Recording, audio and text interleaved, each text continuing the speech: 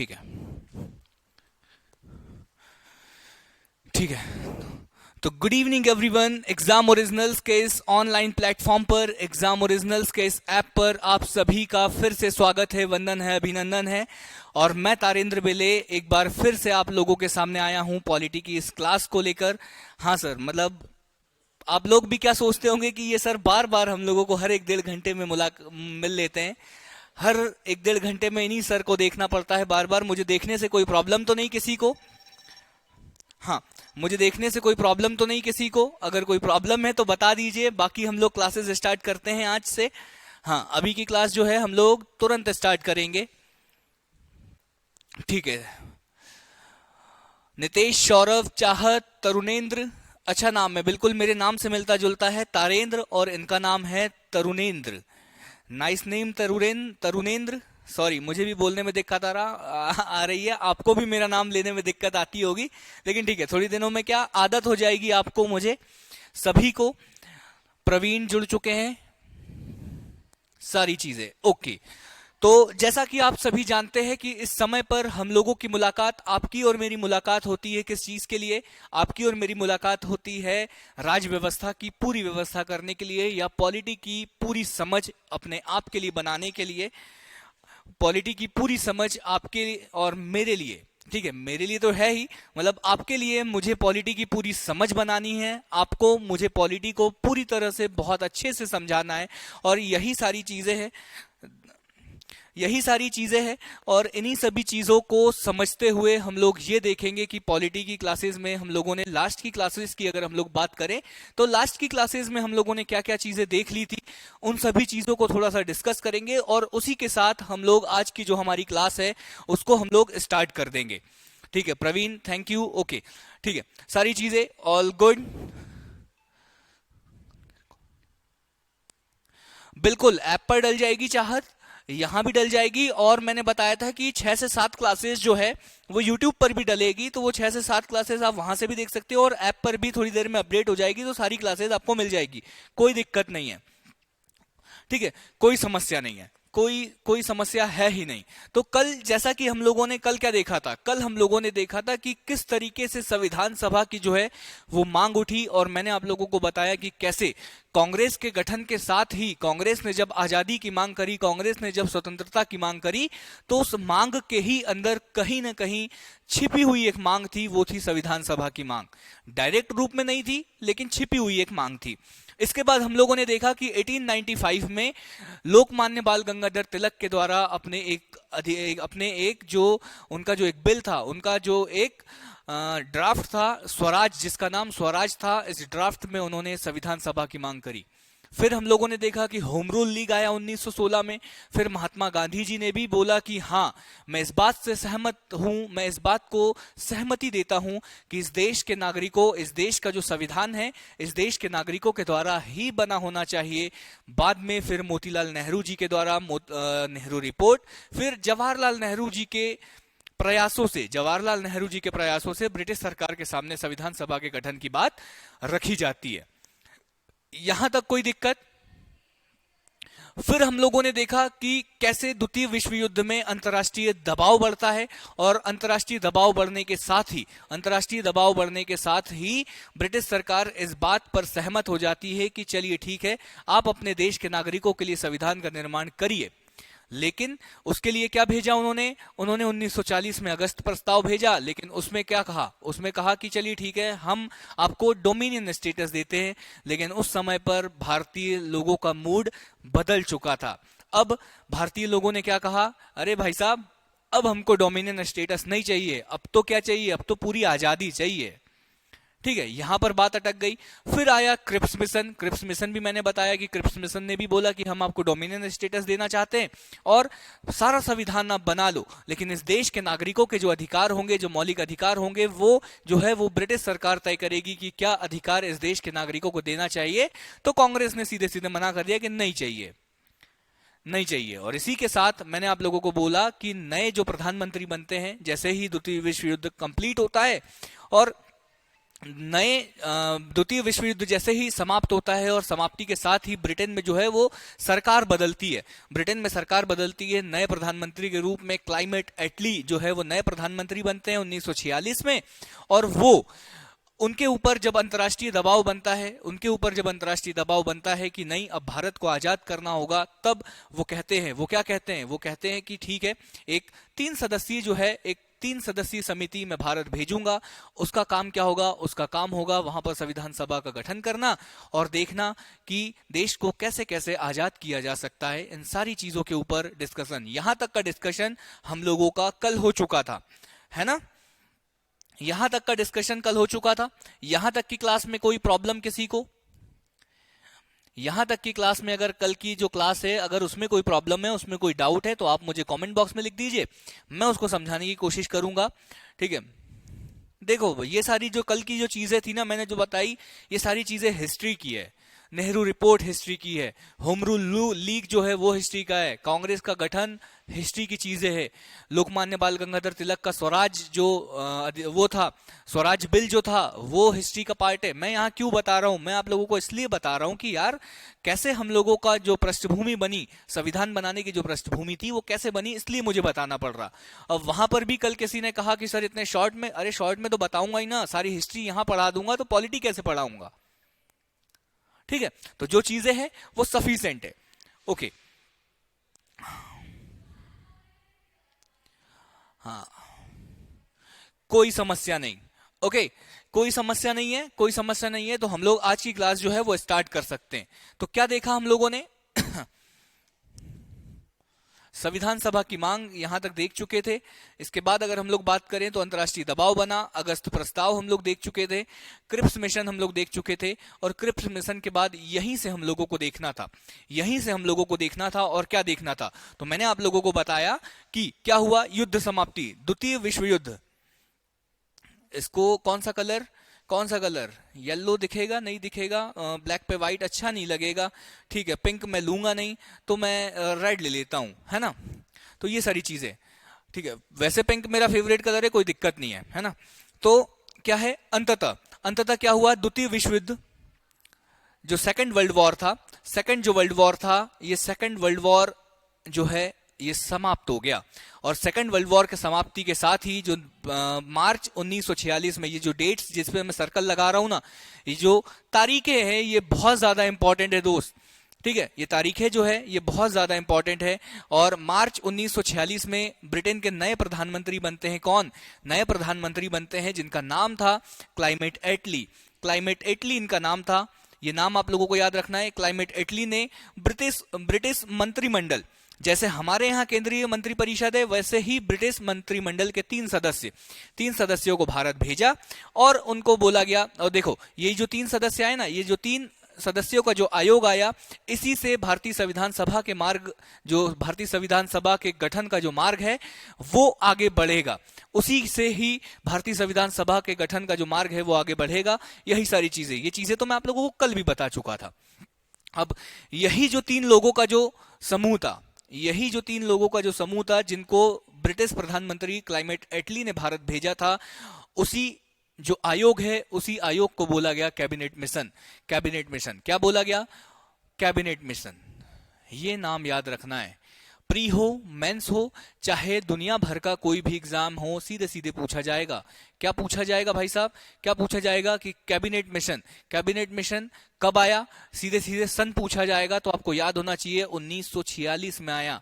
कब आया? 1946 में आया। ठीक है, कई बार मतलब इतना डिटेल में नहीं पूछा जाता, लेकिन मैं फिर भी आप लोगों के लिए लेकर आया हूं कि 24 मार्च 1946, ये डेट याद रख लोगे ना? 24 मार्च 1946 को ये त्रिसदस्यीय मतलब 3 सदस्यों का एक मिशन, जिसको क्या नाम से जाना जाता है? कैबिनेट मिशन के नाम से जाना जाता है, ये दिल्ली पहुंच गया। हाँ, तो सर ये 3 सदस्यों में कौन कौन थे? तो बहुत ज्यादा इंपॉर्टेंट, इसकी इंपॉर्टेंट इतनी ज्यादा है, इसकी जो महत्ता है वो इतनी ज्यादा है कि मैं आप लोगों को समझा ही नहीं सकता। क्यों महत्ता है सर? क्योंकि जितने भी एग्जाम है, बिल्कुल मिलेगी वीडियो की पीडीएफ भी मिलेगी, सब कुछ मिलेगी, स्लाइड मिलेगी। मैं आप लोगों को लेक्चर एंड होने से पहले आप लोगों को बता दूंगा कि कहां पर आप लोगों को स्लाइडें मिलेगी। ठीक है, ये छोड़ो अभी, पीडीएफ वीडीएफ सब मिल जाएगी आपको, कोई दिक्कत ही नहीं है। हाँ, इतना टेंशन मत लो, आप अभी समझने की कोशिश करो। तो ठीक है, तो ये जो कैबिनेट मिशन था इसमें 3 सदस्य थे। उनका नाम क्या सर हम लोगों को रटना है? बिल्कुल रटना है, याद ही होना चाहिए। मैं समझा रहा हूं, मेरा काम है समझाना। जो चीजें मैं कहानी बनाकर बता रहा हूं, लेकिन उस कहानी को याद करने का काम तो आपका ही है ना। ठीक है, तो कौन थे? एक का नाम था लॉर्ड पैथिक लॉरेंस। क्या 2-4 बार बोल दो। देखो क्या, अब इनके नाम ना ऐसे टफ ही होते हैं। अब इंडिया जैसा तो नहीं है ना कि आपके पड़ोस में रामू श्यामू ऐसे रहते हैं तो याद हो जाए एक बार में, ऐसा नहीं होगा ना। 2-4 बार अगर इनका ही नाम आप लोगे ना तो यही रामलाल श्यामलाल ऐसे लगने लगेंगे आपको। तो 2-4 बार आप लोग मन में बोल लो। क्या? Lord Pethick Lawrence, sir Lord Pethick Lawrence, sir Lord Pethick Lawrence. दूसरे जो थे ये वही व्यक्ति था जो क्रिप्स मिशन लेकर आया था, जिसका नाम क्या था? Sir Stafford Cripps. Sir Stafford Cripps, थोड़ा आगे पीछे हो गया है सर स्टेफोर्ड, तो सर को यहां पर कर लीजिएगा। तो दूसरा जो व्यक्ति था उसका नाम था सर स्टेफोर्ड क्रिप्स, और तीसरे जो व्यक्ति थे उनका नाम था एबी अलेक्जेंडर। देखो पीडीएफ में प्रोवाइड आप लोगों को कर दूंगा, लेकिन आप लोगों को पेन कॉपी लेकर बैठना है। ऐसे कोई नहीं बैठेगा, पेन कॉपी लेकर बैठो। जो चीजें हैं उसको ऐसे के ऐसे ही लिखो। कैबिनेट मिशन आया 46 में आया, 3 लोगों के नाम लिख दो। और इन 3 लोगों में से जो इस कैबिनेट मिशन के जो अध्यक्ष थे ना, उनका नाम था सर लॉर्ड पैथिक लॉरेंस। उनका नाम क्या था? उनका नाम था लॉर्ड पैथिक लॉरेंस। अब क्या क्वेश्चन बनेंगे सर? क्या क्वेश्चन बनेंगे? क्वेश्चन ही क्वेश्चन बनेंगे। कैसे क्वेश्चन बनेंगे? आपसे पूछा जाएगा कि निम्न, बोला गया नीचे दिए गए 4 नामों में से निम्न में से कौन सा व्यक्ति कैबिनेट मिशन का हिस्सा नहीं था। 3 नाम ये रहेंगे, चौथा नाम कोई और रहेगा, अंग्रेज नाम रहेगा। आप लोगों को इन 4 नामों में से एक ऐसे नाम को ढूंढना रहेगा जो कैबिनेट मिशन का हिस्सा नहीं था। Question number 1। दूसरा क्वेश्चन, कैबिनेट मिशन कब आया था? 1946 में आया था। फिर तीसरा क्वेश्चन पूछा जाएगा कि बताइए कैबिनेट मिशन के अध्यक्ष कौन थे? कैबिनेट मिशन के अध्यक्ष कौन थे? आप बोलोगे Cripps, A B Alexander, Pethick Lawrence. कौन थे? हमें समझ नहीं आया। हमें ये तो पता है कि कौन कौन थे, लेकिन उसमें से अध्यक्ष कौन था? अगर ध्यान लगा के नहीं पढ़ोगे तो ऐसा ही कंफ्यूजन होगा।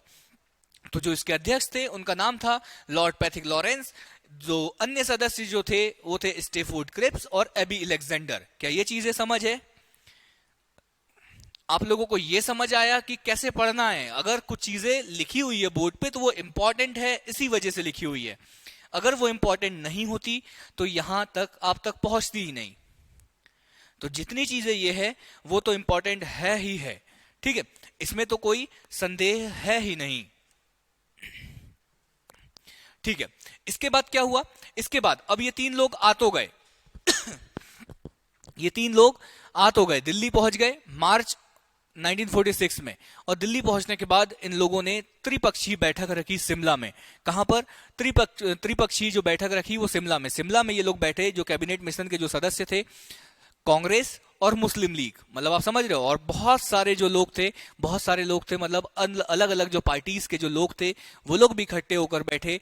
और इनको निर्णय करना था कि कैसे संविधान सभा का गठन करना है। सारी चीजें शिमला में एक बैठक हुई और उसी बैठक को बोला जाता है शिमला की बैठक। ठीक है, मतलब उतनी ज्यादा फेमस नहीं है, हर कहीं आपको नहीं मिलेगा, लेकिन मैं आपको बता रहा हूं कि ये लोग शिमला में बैठते हैं, शिमला में बैठक होती है, लेकिन उसका कोई परिणाम नहीं निकल पाता। इसीलिए इस बैठक को बोला जाता है कि ये जो बैठक है ये असफल बैठक है। ठीक है, क्योंकि यहां पर जितने भी राजनीतिक दल थे उन राजनीतिक दलों की अलग अलग मांगे थी। जैसे मुस्लिम लीग की मांग थी कि अलग पाकिस्तान दे दो।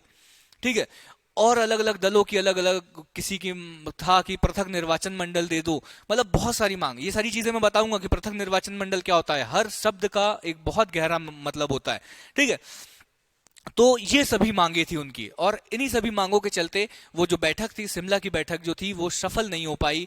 तो अब इन सदस्यों ने, कौन से सदस्य ने? इन्हीं 3 सदस्य। कौन कौन से 3 सदस्य भाई साहब, जरा नाम बताओ कौन कौन से? Sir Pethick Lawrence, A B Alexander और क्रिप्स। ये 3 जो सदस्य थे, इन लोगों ने आपस में विचार किया। इन्होंने कहा कि तुम ना रहने ही दो, क्योंकि सारे भारतीयों को मनाते मनाते ना हम लोगों की हालत खराब हो गई है, और हम लोगों पर अंतर्राष्ट्रीय दबाव इतना ज्यादा है कि हम लोगों को आपको आजाद तो करना ही करना है। ठीक है, इतना अंतर्राष्ट्रीय प्रेशर है कि हम लोगों को भारत को आजाद करना ही करना है, तो आप लोग तो छोड़ दीजिए, हम लोग आपस में विचार कर लेते हैं। तो इन 3 सदस्यों के द्वारा आपस में विचार करके एक प्रस्ताव बनाया जाता है, एक ड्राफ्ट, एक प्रस्ताव बनाता, मतलब वही ड्राफ्ट। मैंने बताया ना कि एक ड्राफ्ट क्या होता है, सारी चीजें जिसमें लिखी होती है, ठीक है। तो एक ड्राफ्ट इन लोगों के द्वारा तैयार किया जाता है, और उस ड्राफ्ट को ब्रिटिश प्रधानमंत्री क्लाइमेट जो एटली थे, ठीक है, जो एटली थे, उनके द्वारा 16 मई 1946 को हाउस ऑफ कॉमन्स से पढ़ा जाता है, या वहां पर इसकी घोषणा कर दी जाती है, वहां पर उस प्रस्ताव की घोषणा कर दी जाती है। मतलब इन लोगों ने आए, विचार किया, अपना एक ड्राफ्ट तैयार किया, वापस गए कहां, वापस गए ब्रिटेन, और ब्रिटेन में वो जो ड्राफ्ट है वो वहां के प्रधानमंत्री को दे दिया, और उन्होंने 16 मई 1946 को, कब, 16 मई 1946 को इस ड्राफ्ट को हाउस ऑफ कॉमन्स से पढ़ लिया। अब हाउस ऑफ कॉमन्स क्या है, हाउस ऑफ कॉमन्स क्या है, तो जिस तरीके से हमारे यहाँ लोगों के प्रतिनिधित्व करने की जो संस्था है वो क्या है, लोकसभा है। लोकसभा मतलब एक विधायिका का जो एक अंग है जो लोगों का प्रतिनिधित्व करता है। उसी तरह से जैसे हमारे यहाँ लोकसभा है, उसी तरह से ब्रिटेन में जो लोगों का प्रतिनिधित्व सभा है वो है house of Commons. House of Commons मतलब लोगों के द्वारा चुने हुए जो प्रतिनिधि है वो जाकर यहाँ बैठते हैं। यहाँ पर प्रधानमंत्री अपने भाषण जब दिया तो उन्होंने 16 मई 1946 को बोला, जो इस कैबिनेट मिशन ने जो प्रस्ताव तैयार किया था उसको पढ़ा। अब आपको देखना है कि इस कैबिनेट मिशन के प्रस्ताव में क्या क्या चीजें थी, क्या क्या चीजें थी इस कैबिनेट मिशन के प्रस्ताव में। तो देखो, इस कैबिनेट, ये जो किसने तैयार किया था, तो इसको कैबिनेट मिशन, कौन कैबिनेट मिशन, तो उन 3 लोगों का समूह। कौन 3 लोगों का समूह, सर पैथिक लॉरेंस, दूसरे कौन, क्रिप्स, और तीसरे जो थे वो एबी अलेक्जेंडर। ऐसे बार बार आप लोगों को बोलना है तब जाके याद होगा। इन 3 लोगों ने जो प्रस्ताव बनाया था उसमें क्या क्या बातें थी। उसमें यह थी कि सबसे पहले तो पृथक पाकिस्तान की मांग को अस्वीकार कर दिया। इन लोगों ने क्या किया कि जो मुस्लिम लीग की मांग थी कि हम लोगों को अलग पाकिस्तान दे दो, हम लोगों को अलग पाकिस्तान दे दो, तो इसको तो कैबिनेट मिशन ने बोला कि भाई साहब नहीं दे सकते। ठीक है, कैबिनेट मिशन ने क्या बोला कि नहीं दे सकते, उन्होंने बोला कि ये नहीं। दूसरी चीज, कैबिनेट मिशन जो ने जो प्रस्ताव पारित किया उसमें जो दूसरी चीज इंपॉर्टेंट थी, उन्होंने बोला कि भारत देश के संविधान बनाने के लिए, भारत देश का संविधान निर्माण करने के लिए यहां पर संविधान सभा का गठन किया जाएगा, संविधान सभा का गठन किया जाएगा। और तीसरी चीज, 3 चीज इसने बोली। पहली चीज कि पाकिस्तान की मांग को हम लोग अस्वीकार करते हैं। दूसरी चीज इसने बोला कि संविधान निर्माण के लिए एक संविधान सभा का गठन किया जाएगा। और तीसरी चीज इन्होंने बोला कि जब तक संविधान का निर्माण नहीं हो जाता तब तक इस देश में एक अंतरिम सरकार का गठन किया जाएगा। अंतरिम सरकार का गठन किया जाएगा जो जब तक संविधान नहीं बन जाता जब तक जो है इस देश पर शासन करेगी, ऐसी एक सरकार का गठन किया जाएगा जिसको अंतरिम सरकार बोला गया। ठीक है, तो इसने 3 चीजें बोली कि पाकिस्तान की मांग हम अस्वीकार करते हैं, दूसरी चीज है संविधान सभा का गठन किया जाएगा, और तीसरी चीज क्या कि जब तक संविधान का निर्माण नहीं हो जाता, जब तक संविधान सभा संविधान का निर्माण नहीं कर लेती, तब तक कि इस देश को चलाने के लिए एक सरकार का गठन किया जाएगा जिसको अंतरिम सरकार कहा जाएगा। ये चीजें क्या क्लियर है? क्या ये चीजें क्लियर है? जिसमें हाँ, और इस अंतरिम सरकार में सभी जितने भी राजनीतिक दल है उसके कुछ कुछ मेंबर होंगे, ऐसी बात कही गई। क्या ये चीजें आप लोगों को क्लियर है?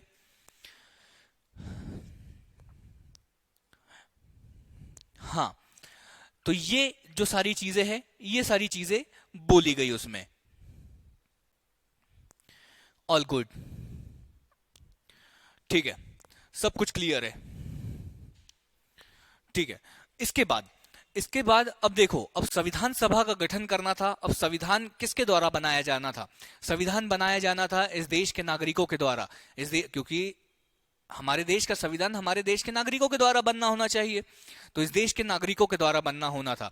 मतलब अब सारे देश की जो जनता है वो तो आकर यहाँ पर संविधान नहीं बनाएगी, लेकिन कुछ लोगों के द्वारा तो बनाए जाएंगे। तो वो जो कुछ लोग जो संविधान का निर्माण करेंगे उनका चयन कौन करेगा? तो उनका चयन लोगों के द्वारा, सर वोटिंग डलवा के होना चाहिए। तो हाँ, ऐसा ही होना चाहिए। और अगर किसी भी देश का संविधान बनता है तो ऐसे ही जनप्रतिनिधियों के माध्यम से उस देश का संविधान बनना भी चाहिए, और हमारे यहाँ का भी संविधान जनप्रतिनिधियों के माध्यम से ही बना, इसमें किसी बात का कोई संदेह नहीं है। लेकिन उस समय पर कैबिनेट मिशन ने कहा कि तत्कालीन जो परिस्थिति है, तत्कालीन परिस्थिति मतलब अभी अभी जब जो देश आजाद हुआ है, अभी अभी देश आजाद हुआ है, अभी अभी यहाँ पर पाकिस्तान की मांग उठ रही है, देश में दंगे हो रहे हैं, सारी चीजें, ऐसी तत्कालीन परिस्थितियों में देश में चुनाव का कराया जाना संभव नहीं है। क्या बोला कि इस देश में चुनाव कराया जाना संभव नहीं है, कि चुनाव करवाया जाए, लोग अपने कैंडिडेट को खड़ा करें और लोग उनको वोट देकर संविधान सभा में भेजें, ऐसा संभव नहीं है। ठीक है, तो इन्होंने क्या कहा कि जो चुनाव कराना संभव नहीं है, तो जो प्रांतीय विधानसभा है, उन्होंने कहा कि जो प्रांतीय विधानसभा है उसके जो मेंबर है उनको एक निर्वाचनकारी संस्था के रूप में हम लोग प्रयोग कर सकते हैं। मतलब सर समझ में नहीं आया, मुझे पता है नहीं समझ आया होगा क्योंकि है ही इतना टफ। हाँ, समझ में बिल्कुल नहीं आया होगा। तो इन्होंने क्या बोला, अभी आप पहले समझ लो। इन्होंने बोला कि चुनाव करवाना तो संभव नहीं है, लेकिन जो उसका उपाय है ना, उपाय भी बताया कि प्रांतीय विधानसभाओं के जो निर्वाचनकारी संस्था के रूप में उपयोग किया जा सकता है, पहली चीज ये। और तो ये उन्होंने उपाय बताया। अब ये चीज कैसे सर, तो अगर आप लोग जब हिस्ट्री पढ़ोगे ना, तो हिस्ट्री में आप लोगों को पता चलेगा कि 1935 के समय पर जो प्रांत मतलब आप अगर वर्तमान स्थिति में समझे तो एक राज्य, जैसे मध्य प्रदेश क्या है, एक प्रांत है, राजस्थान क्या है, एक प्रांत है, ठीक है, राजस्थान क्या है, एक प्रांत है, उत्तर प्रदेश क्या है, एक प्रांत है, महाराष्ट्र एक प्रांत है, गुजरात एक प्रांत है। तो उस समय पर भी ऐसे कुछ प्रांत हुआ करते थे। ठीक है, ऐसे मैं नहीं कह रहा कि मध्य प्रदेश तो उस समय पर हुआ ही नहीं करता था, तो ऐसे कुछ प्रांत उस समय पर जो हुआ करते थे। तो तत्कालीन जो प्रांत थे, उन तत्कालीन प्रांतों में उस समय पर विधानसभा का गठन 1935 के समय पर किया गया था, जहां पर लोगों के द्वारा चुने हुए जो प्रतिनिधि है, 1935 के समय पर हर राज्य में अपनी अपनी एक अलग विधानसभा थी, और वहां पर जो लोग आकर बैठते थे वो कौन बैठते थे, वहां पर जो लोग आकर बैठते थे वो लोगों के द्वारा चुने हुए प्रतिनिधि आकर बैठते थे। वो बात अलग थी कि उनके पास इतनी शक्तियां नहीं थी, वो बात अलग थी कि उनके द्वारा जो भी नियम कानून बनाए जाते थे उनको वायसराय के द्वारा एक झटके में समाप्त कर दिया जाता था। मतलब आप समझ रहे हो, मतलब शक्तियां उतनी नहीं थी, लेकिन लोगों के द्वारा चुने हुए प्रतिनिधि जरूर उस विधानसभा में थे।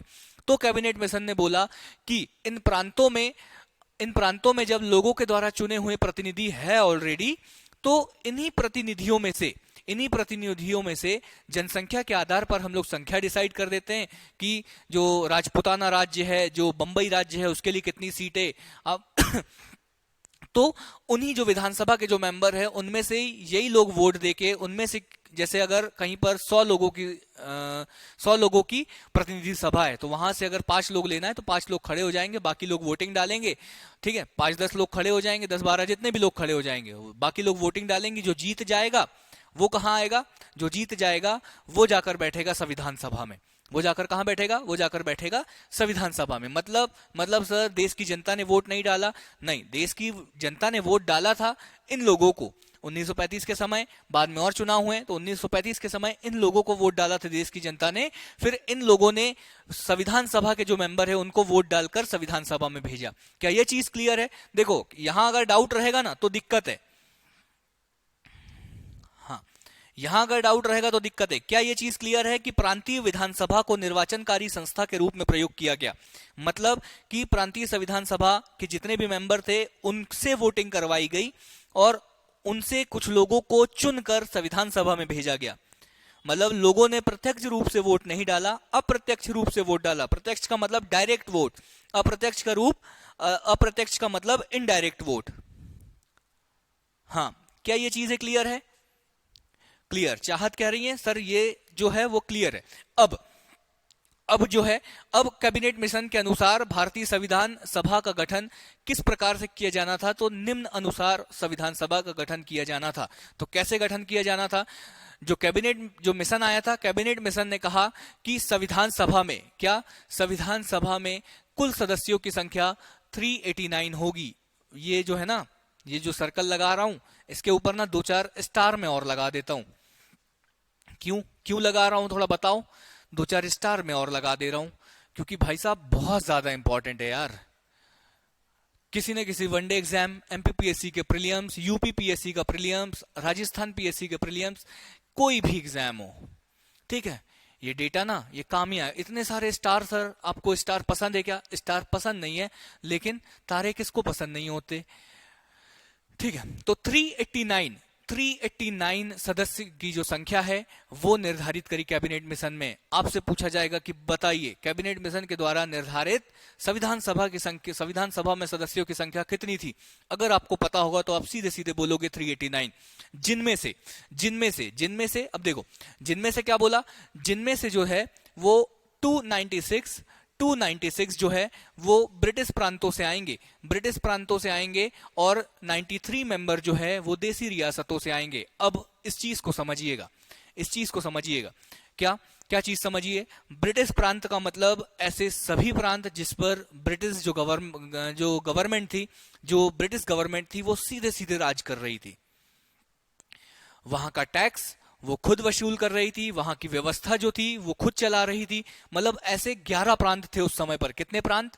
ऐसे 11 प्रांत हुआ करते थे, मतलब ऐसे 11 राज्य थे जिन पर ब्रिटिश सरकार सीधे सीधे राज कर रही थी। सीधे सीधे मतलब डायरेक्ट राज कर रही थी, तो उन प्रांतों को बोला जाता है ब्रिटिश प्रांत। और इन ब्रिटिश प्रांतों से कितने मेंबर आ रहे थे? इन ब्रिटिश प्रांतों से आने थे 296 मेंबर। फिर सर ये देसी रियासत क्या है? देसी रियासत का मतलब है भारत की वो सभी राजा रजवाड़े, जहां पर राजा रजवाड़े होते थे, भारत की वे सभी रियासत जहां पर शासन तो राजा रजवाड़े ही कर रहे थे, लेकिन किसके अंदर? ब्रिटिश के अंतर्गत। मतलब ब्रिटिश को वो अपना, जो ब्रिटेन सरकार है उसको अपना वो टैक्स देते थे, लेकिन अंदर का जो शासन चलाने का काम जो है वो वहां का राजा करता था, वहां के जो रजवाड़े थे वो लोग वो काम करते थे। तो उनको जो रियासतों के जो राजा थे उनको बोला गया देसी रियासत। तो क्या बोला गया कि 296 जो मेंबर है वो ब्रिटिश प्रांत से आएंगे, और 93 मेंबर जो है वो कहां से आएंगे? देसी रियासतों से आएंगे। क्या ये चीज क्लियर है? हाँ, देसी रियासत और ब्रिटिश प्रांत क्लियर। हाँ ठीक है। और ये जो 296 जो है ना, ये 296 जो ब्रिटिश प्रांत है, इसको भी दो भागों में अगर आप बांटोगे तो ये 292 जो थे वो ब्रिटिश प्रांत ही थे, लेकिन ये जो 4 जो थे ना ये कमिश्नरी क्षेत्र थे। कमिश्नरी क्षेत्र का मतलब होता है कमिश्नरी क्षेत्र, ऐसे लिख दो आप, कमिश्नरी क्षेत्र,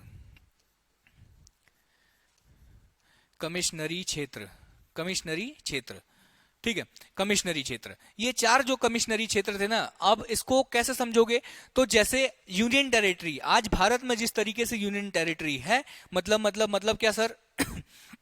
मतलब जैसे दिल्ली है, चंडीगढ़ है, दादरा एवं नागर हवेली है, और भी अंडमान निकोबार जैसी यूनियन टेरिटरी है जहां पर केंद्र सरकार के द्वारा सीधे सीधे शासन किया जाता है, वहां की राज्य सरकार कोई नहीं होती। उसी तरीके से ब्रिटिश गवर्नमेंट के अंतर्गत भी 4 ऐसी जो कमिश्नरी क्षेत्र थे, तो उन्होंने बोला कि 4 कमिश्नरी क्षेत्र से 4 आएंगे, और बाकी के जो सदस्य होंगे 296 में से 292 वो जो आएंगे वो आएंगे ब्रिटिश प्रांतों से। क्या ये चीजें क्लियर है?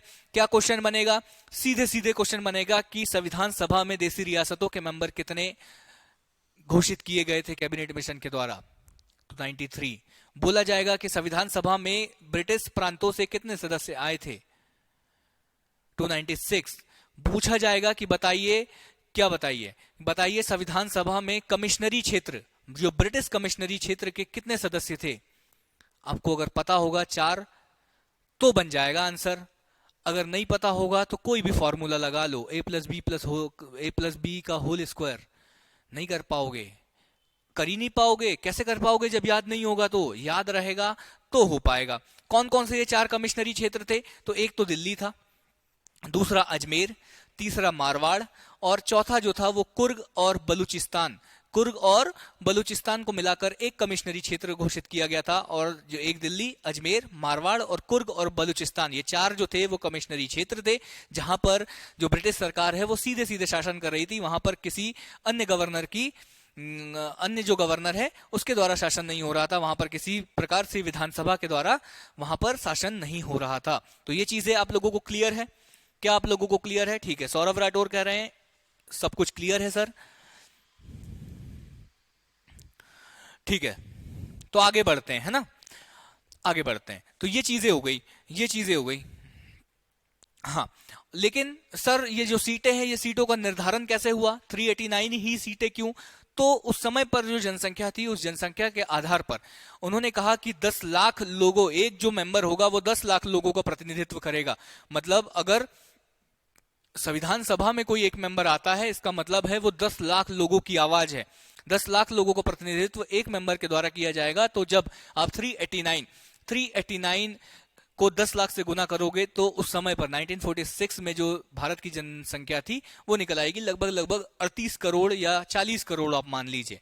ठीक है, अभी कितनी है, 140 करोड़, 100 करोड़ जनसंख्या हमारी बढ़ चुकी है। तो उस समय पर जो जनसंख्या थी उसके हिसाब से जो सीटें इन लोगों ने डिसाइड करी, वो सीटें क्या थी, 389। यही, क्योंकि सर राउंड फिगर में भी तो ले सकते थे, 400 कर देते, थोड़ा कैलकुलेशन आसान हो जाता, नहीं कर सकते थे ना भाई साहब जनसंख्या के आधार पर।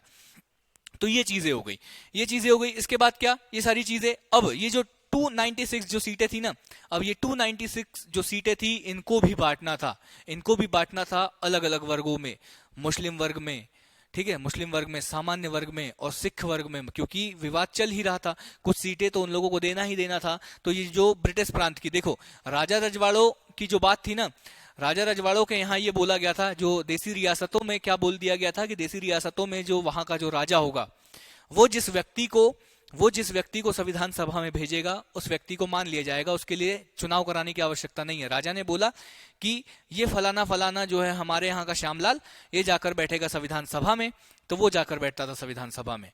ये देसी रियासतों की कहानी खत्म हो गई। लेकिन जहां पर विधानसभाओं के से चुनाव के माध्यम से जहां पर मेंबर आने थे, वहां पर क्या हुआ, वहां पर कुछ जो 296 जो सीटें थी उसमें से कुछ जो है वो सामान्य वर्गों को दे दी, कुछ जो है वो मुस्लिम वर्ग को दे दी, उनके जनसंख्या के हिसाब से, सब कुछ उनकी जनसंख्या के हिसाब से। जैसे मैं बोलूं कि बंबई प्रांत की जनसंख्या में मान के चलो कि 40% जो है वो मुस्लिम है और 60% जो है वो सामान्य वर्ग के हिंदू आप मान लो, नॉर्मल हिंदू ही मान लो। अब यहाँ पर अगर 10 सीटें, अब यहाँ की जनसंख्या के हिसाब से अगर 10 सीटें बंबई प्रांत के लिए निर्धारित हुई तो 4 सीटें मुस्लिम वर्ग को दे दी जाएगी और 6 सीटें जो है वो किसको दे दी जाएगी, हिंदू वर्ग को। ठीक है, तो इस तरीके से वहीं पर, तो इसी तरीके से बांटने पर 296 जो सीटें हैं उनको, उनका जो बंटवारा हुआ तो 213 जो सीटें हैं वो सामान्य वर्ग के पास आई, 79 जो सीटें थी वो मुस्लिम वर्ग के पास आई और 4 जो सीटें थी वो सिख वर्ग के पास आई। ठीक है, इस तरीके का भी बंटवारा किया गया। मुझे लगा आप लोगों को बता देना चाहिए, इसलिए मैंने आप लोगों को बता दिया। तो ये चीजें हो गई वहां पर। और क्या चीजें हुई सर, और क्या चीजें हुई, कैसे चुनाव होना था, तो यहां पर ना कुछ गायब हो गया है, ये स्लाइडें बनाते बनाते ना कुछ चीजें निपट जाती है। तो यहां पर जो गायब हुआ है वो मैं आप लोगों को बता देता हूं। क्या, यहां पर बोला कि जो सदस्य है उनका जो चुनाव है वो प्रांतीय विधानसभा में आनुपातिक प्रतिनिधित्व प्रणाली, मतलब क्या सर, क्या आप बोल रहे हो, ये ऐसे कैसे चुनाव पद्धति होती है। ठीक है, तो जो चुनाव पद्धति होती है, इसका नाम मैं आप लोगों को लिख दे रहा हूं, क्योंकि ये चीज है ना, ये आप लोगों का पीछा नहीं छोड़ने वाली है। जब राष्ट्रपति का चुनाव समझाऊंगा तब भी ये वर्ड बोलूंगा, इसलिए मुझे यहां पर लिखना ही पड़ेगा। एकल संक्रमणीय पद्धति, एकल संक्रमणीय पद्धति,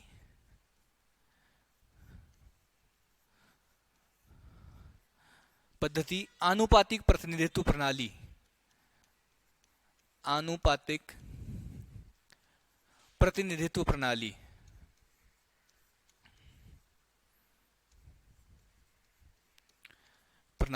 ये चुनाव की एक प्रक्रिया होती है, जिसका प्रयोग आज भी राष्ट्रपति के चुनाव, हमारे देश में राष्ट्रपति का चुनाव करने के लिए इसी पद्धति का उपयोग किया जाता है। कौन सी पद्धति, एकल संक्रमणीय पद्धति, आनुपातिक प्रतिनिधित्व प्रणाली। ठीक है, एकल संक्रमणीय पद्धति, आनुपातिक प्रतिनिधित्व प्रणाली, इसी प्रणाली का जो प्रयोग है आज भी राष्ट्रपति के चुनाव में किया जाता है। तो ये पद्धति आप लोगों को याद ही होना चाहिए, इसका नाम आप लोगों को याद होना चाहिए। कैसे चुनाव होता है ये चीज मैं आप लोगों को समझाऊंगा। ठीक है, कैसा चुनाव, अभी आप मोटे मोटे तौर पर, जब राष्ट्रपति में आप लोगों को पढ़ाऊंगा तब इसको बहुत ज्यादा डिटेल में बताऊंगा, लेकिन आप अभी सिर्फ इतना मान लो कि एक एग्जांपल मैं आप लोगों को दे देता हूं कि मान के चलो कि आप 50 लोग जो है वो क्लास में बैठे हुए, 50 लोग जो है वो क्लास में बैठे हुए और उन 50 लोगों में से किसी एक को क्लास कैप्टन आप लोगों को चुनना है, किसी एक को क्लास कैप्टन चुनना है, और उसमें 2 लोग खड़े हो गए। अब आप लोगों को एक एक सीट दे दी गई, अब इसमें वोट नहीं डालना है, ब्लैंक सीट आप लोगों को दे दी गई।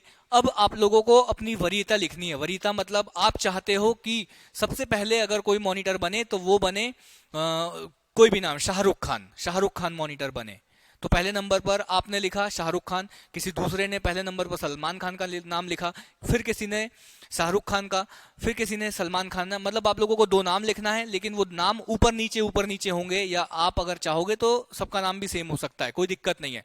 लेकिन सब लोगों को अलग अलग दे दी जाती है, अलग अलग लिस्ट, सब अपने अनुसार वो जिस इंसान को पहले नंबर पर बनाना चाहता है वो उसका नाम लिख देता है। अब वो लिस्ट, सब लोगों की लिस्ट इकट्ठे होकर आ जाती है सामने, और वो लिस्ट जब लोग देखते हैं तो सबसे पहले शाहरुख खान का नाम जिन लोगों ने पहले नंबर पर लिखा है उसकी लिस्ट अलग कर देते हैं। जिन जिन लोगों ने सलमान खान का नाम पहले नंबर पर लिखा है उनका नाम देख लेते हैं। जिसका नाम ज्यादा लोगों ने ज्यादा बार लिखा हुआ है तो वो बन जाता है। जब बराबर की स्थिति आती है तो दूसरे नंबर की वरीयता चेक करते हैं कि दूसरे नंबर पर सलमान खान का नाम कितने लोगों ने लिखा है और दूसरे नंबर पर शाहरुख खान का नाम कितने लोगों ने, मतलब ये मैंने 2 लोगों में बताया।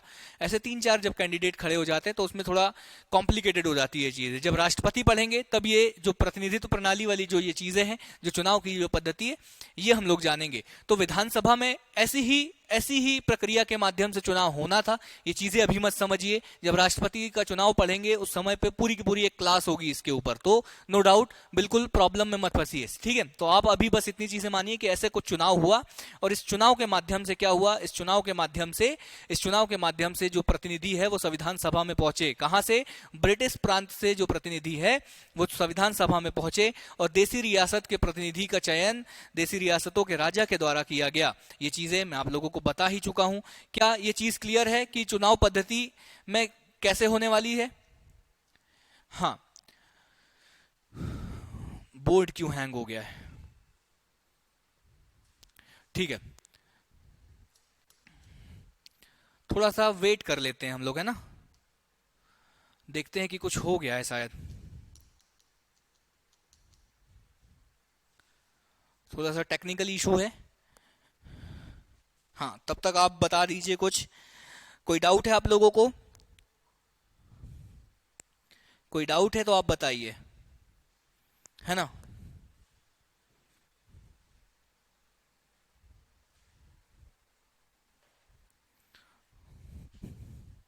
देखता हूं मैं कुछ हो।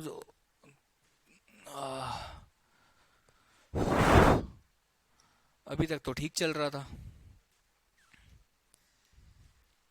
थोड़ा सा उसको ना रेस्ट देते हैं, थोड़ी देर में सही हो जाएगा। 2 मिनट की बात है ना, सब कुछ ठीक हो जाएगा।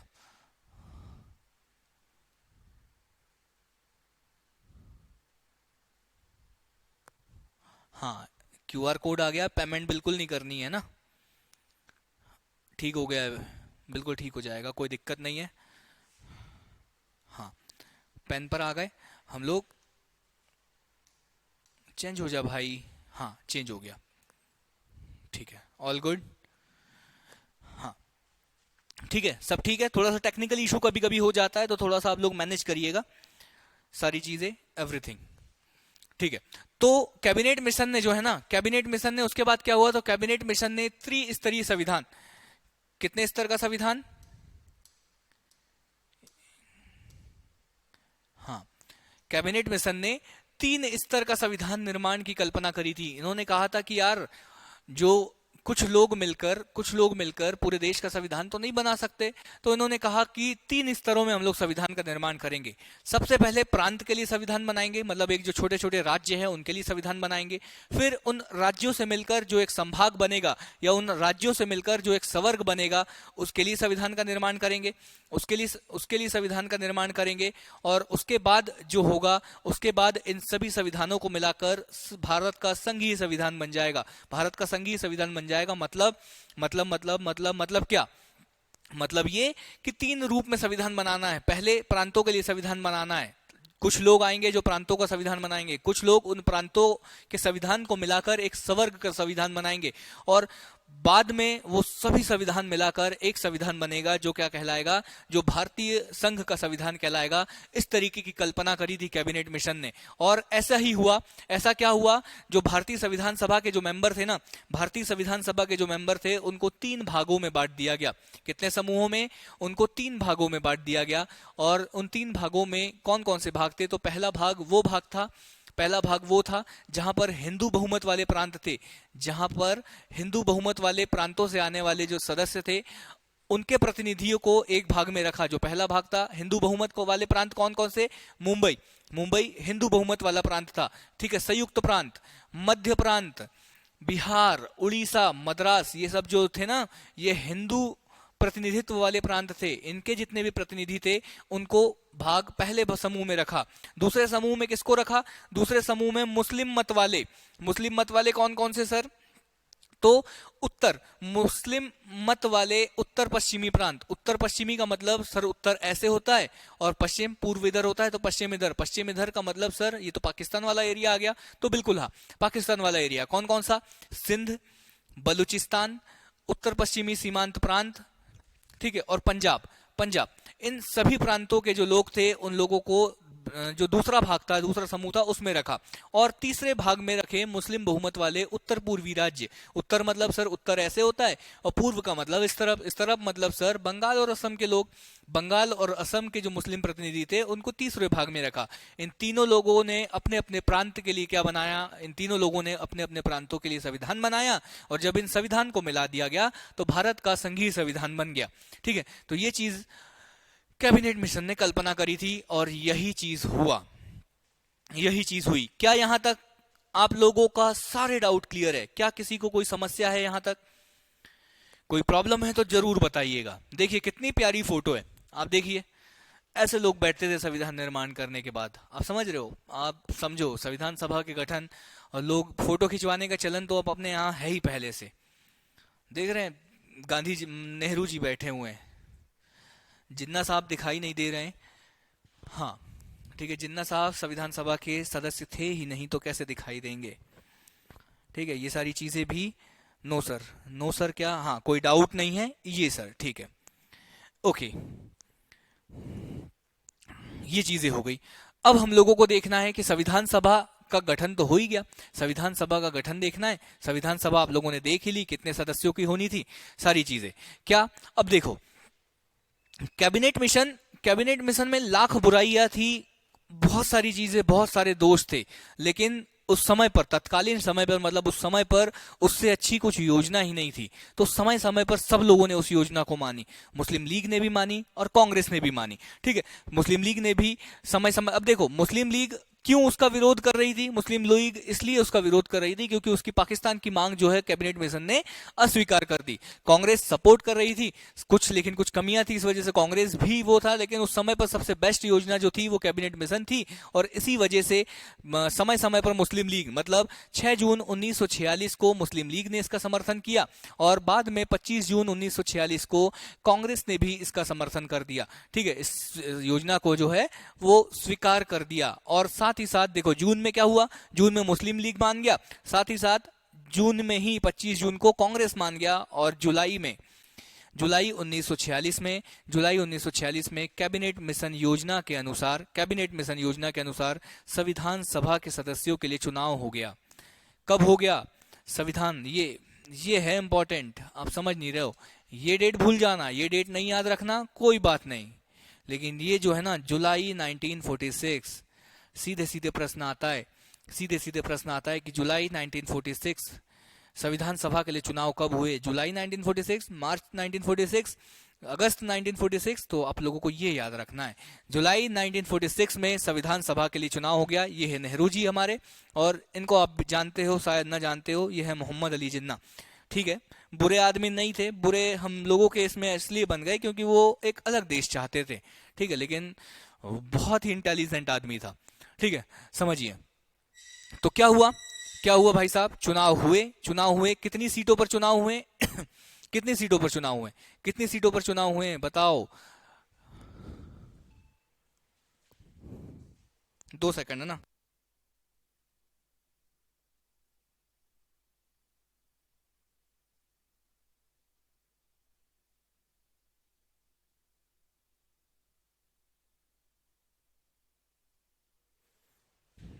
देख लूंगा मैं। हेलो, हाँ, तो क्या है, हाँ, हम लोग देख रहे थे कि जुलाई 1946 में क्या हो गया, चुनाव हो गया, और जुलाई 1946 में चुनाव होने के बाद कितनी सीटों पर चुनाव हुआ, तो कितनी सीटों पर हुआ बताओ आप, कितनी सीटों पर जो चुनाव हुए, जो चुनाव होने थे 93 देसी रियासतों पर तो चुनाव होने नहीं थे, देसी रियासतों पर तो चुनाव होने नहीं थे, क्योंकि यहाँ पर राजा के द्वारा इनको चुन लिया जाता था, तो चुनाव जो होने थे वो होने थे 296 सीटों पर चुनाव होने थे, और टोटल जो सीट थी वो कितनी थी, टोटल जो सीट थी वो 389। ठीक है। ये चीजें हो गई जो मैंने आप लोगों को बताया था, जो आवंटित सीट थी 296, ये सारी चीजें ऑलरेडी मैं बता चुका हूं यार। 296, 4 कमिश्नरी क्षेत्र, ये कौन कौन से कमिश्नरी क्षेत्र है जरा याद कर लो, अभी थोड़ी देर पहले मैंने बताया था आप लोगों को कि 4 कमिश्नरी क्षेत्र कौन कौन से हैं, ये सारी चीज हो गई। चुनाव संपन्न हुए और रिजल्ट आ गया, क्या हो गया, रिजल्ट आ गया। जो 296 सीटें थी उसमें से कांग्रेस 210 सीटों पर चुनाव लड़ा था, 296 सभी सीटों पर चुनाव नहीं लड़ा, ठीक है, लेकिन 296 सीटों में से 210 जो सीटें थी उस पर कांग्रेस ने चुनाव लड़ा, और 199 कितनी सीटों पर विजय पाया, 199 सीटों पर जीत गया। कौन जीत गया, कांग्रेस के सदस्य जीत गए।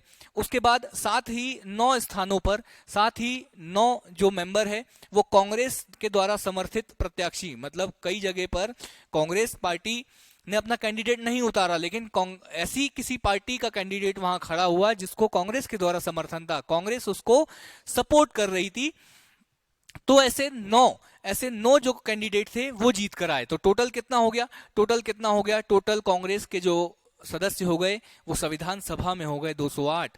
ये डेटा आप लोगों को याद रखना है, क्योंकि पूछा जाता है कि बताइए संविधान सभा के चुनाव में कांग्रेस के कितने सदस्य जीत कर आए थे, तो कांग्रेस के सदस्य आए थे 199, लेकिन कांग्रेस समर्थित जो प्रत्याशी थे वो लोग भी जीत कर आए थे, और टोटल जो कांग्रेस के जो सदस्य थे वो 208, कांग्रेस के 199 और टोटल कांग्रेस समर्थित जितने भी सदस्य थे वो थे 208। क्या ये चीजें क्लियर है? हाँ, परिणाम आ गया। मुस्लिम लीग को कितनी सीटें मिली सर, तो मुस्लिम लीग को जो सीटें मिली उसकी संख्या थी 73। ये जो गोला लगा रहा हूं ना, इसकी इंपॉर्टेंस समझिएगा, हर चीज में इंपॉर्टेंट है।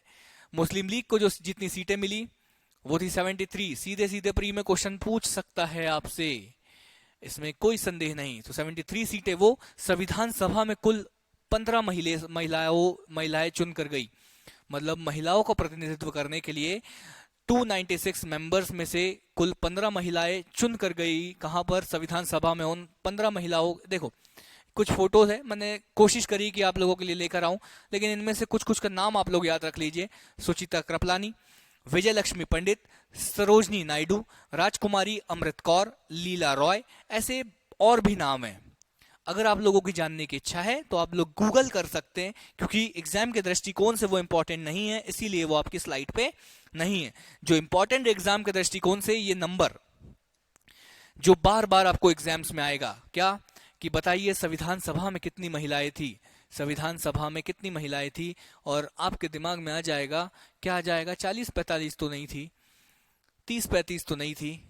जब याद नहीं आएगा ना तो क्वेश्चन गलत हो जाएगा, इसलिए याद करना 15 महिलाएं थी, ठीक है। फिर सर मुस्लिम लीग को 73 सीट, 208 सीटें कांग्रेस को, और 1 seat unionist party, unionist Muslim party, unionist schedule caste party, कृषक प्रजा पार्टी और सिख पार्टी, इनको 1-1 सीट मिली, और साथ में 8 सीटें जो थी वो निर्दलीय कैंडिडेटों को मिली, जो जिसका संबंध किसी भी पार्टी से नहीं था, वो ऐसे ही खड़ा हो गया, और वो कैंडिडेट 8 ऐसे कैंडिडेट चुनकर आए।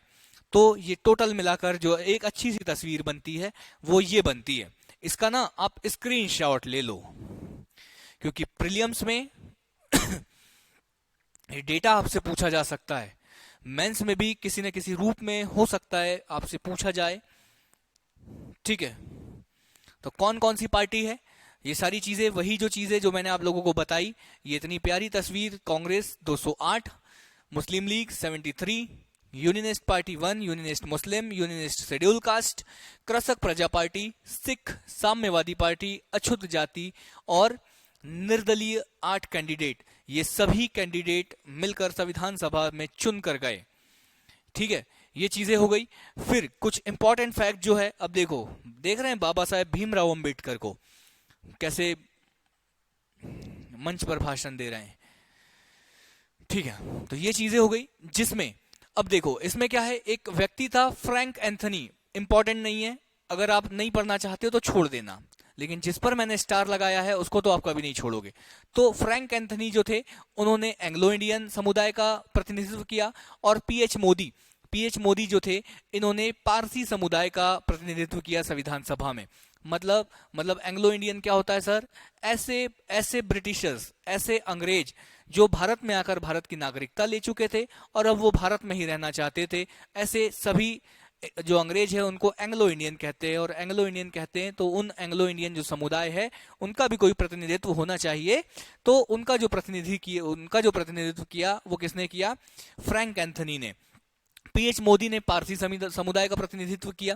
ठीक है, फिर इस चुनाव में अब देखो, डॉक्टर बाबा साहेब भीमराव अंबेडकर के बारे में कह रहे हैं कि जब संविधान सभा का जब चुनाव हुआ ना, तो बाबा साहेब जो भीमराव अंबेडकर थे वो सबसे पहले पूर्वी बंगाल का मतलब जो बांग्लादेश है, वर्तमान में जो बांग्लादेश है, वहां से चुनकर आए थे संविधान सभा में। बांग्लादेश की जो प्रांतीय विधानसभा थे वहां पर जब वोटिंग हुई तो वहां से बाबा साहेब भीमराव अंबेडकर संविधान सभा में चुनकर आए। लेकिन बाद में जब विभाजन हो गया इस देश का, बाद में जब इस देश का विभाजन हुआ तो विभाजन के बाद बांग्लादेश तो पाकिस्तान में चला गया। तो बाबा साहेब भीमराव अंबेडकर जो थे वो संविधान सभा से बाहर हो गए। हाँ, कायदे से अगर वो पाकिस्तान चले जाते तो वहां की संविधान सभा में बैठ जाते, लेकिन उनको जाना नहीं था। ठीक है, वो भारत देश के थे तो भारत में रहना था उनको। तो वहां की संविधान सभा से तो बाबा साहेब भीमराव अंबेडकर बाहर हो गए। तो अब उनको वापस से संविधान सभा में बिठाना था वापस में, क्योंकि मुझे नहीं लगता कि उस समय पर देश में ऐसा कोई दूसरा व्यक्ति था जो इस देश के संविधान का निर्माण कर सकता था। ऐसा सिर्फ और सिर्फ एक व्यक्ति था, उनका नाम था बाबा साहेब भीमराव अंबेडकर, और उनको वापस संविधान सभा में लाना ही था। तो क्या, तो जो बंबई राज्य था, बंबई राज्य की जो पूना संसदीय सीट थी, पूना की जो सीट थी ना, उस सीट के जो कांग्रेस के जो प्रत्याशी थे जयकर साहब, तो उन जयकर साहब ने वहां से इस्तीफा दिया और बाद में वहां से उसी पूना सीट से बाबा साहेब भीमराव अंबेडकर फिर से चुनकर संविधान सभा में आ गए। ठीक है, यहां तक आ गए, बाबा साहेब भीमराव अंबेडकर को वापस हम लोग पहुंचा दिए। तो ये थे पूर्वी बंगाल से पहली बार चुनकर गए थे, लेकिन जब पाकिस्तान में विभाजन के बाद चले गए तो पूना की सीट, ये देखिए पूना की संसदीय सीट कहाँ की? मुंबई प्रेसिडेंसी, मतलब बंबई प्रेसिडेंसी की जो पूना की जो सीट थी, डॉक्टर एम आर जयकर ने जब अपना त्याग पत्र दिया तो वापस बाबा साहेब भीमराव अंबेडकर चुनकर वापस यहाँ पहुंचे। जो इंपॉर्टेंट फैक्ट है वो ये, राष्ट्रपिता महात्मा गांधी, जयप्रकाश नारायण जी और मोहम्मद अली जिन्ना जी कभी भी संविधान सभा के सदस्य नहीं बने थे। ये चीज आप लोगों को याद रखना है।